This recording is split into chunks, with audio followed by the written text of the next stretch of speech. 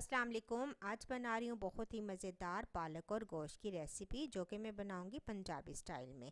किस तरीके से पंजाब साइड पे पालक और गोश्त तैयार किया जाता है इस वीडियो में दिखाऊंगी, तो ज़रूर इस वीडियो को फुल वॉच कीजिएगा। वीडियो पसंद आई तो ज़रूर लाइक कीजिएगा। तो आइए देखते हैं।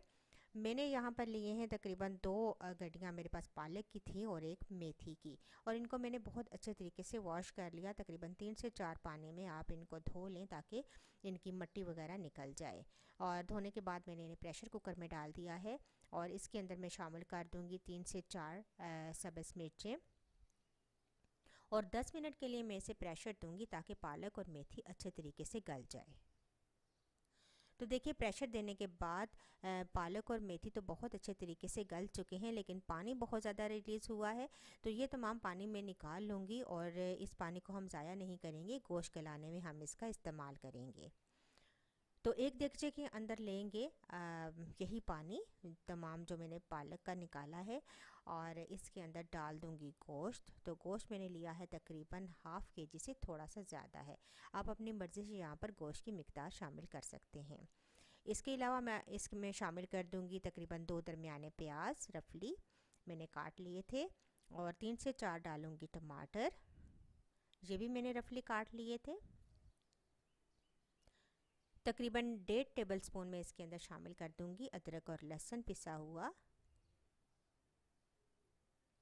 अब मसाले ऐड करेंगे तो 1.5 टीस्पून मैंने लाल मिर्च का पाउडर लिया है, हाफ़ टी स्पून हल्दी पाउडर लिया है, नमक आप अपने टेस्ट के अकॉर्डिंग डालिए, ज़ीरा मैंने लिया है 1 टीस्पून, और खुश्क धनिया लिया है तकरीबन 1.5 टीस्पून। तो ये तमाम मसाले शामिल कर देंगे।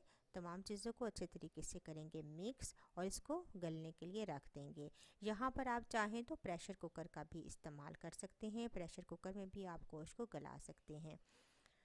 तो तमाम चीज़ों को करेंगे मिक्स और इसको मैं ढक कर छोड़ दूँगी यहाँ तक कि ये गोश्त अच्छा सा गल जाए।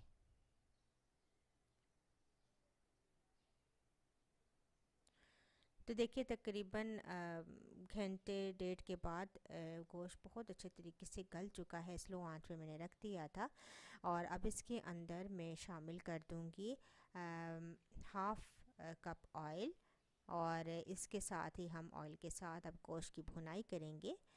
तो बहुत अच्छी यहाँ पर हमने भुनाई करनी है, जितनी अच्छी भुनाई करेंगे इतना ही अच्छा गोश्त का जायका उभर कर आएगा। और इसके अंदर शामिल कर देंगे हाफ़ टी स्पून गरम मसाला। गोश्त की मैंने बहुत अच्छे से भुनाई कर ली है। आप इसमें शामिल कर देंगे मेथी और पालक, और मेथी पालक के साथ अब दोबारा हम गोश्त की भुनाई करेंगे। दोबारा बहुत अच्छे तरीके से हम भुनाई कर लेंगे। तकरीबन 10 से 15 मिनट मैंने मज़ीद पालक और गोश्त को भुना है, और बहुत अच्छा और बहुत ही टेम्पटिंग हमारा ये पालक और गोश्त अब रेडी है। इसको मैं डिश आउट करूँगी और आपको इसकी फ़ाइनल लुक दिखाऊँगी।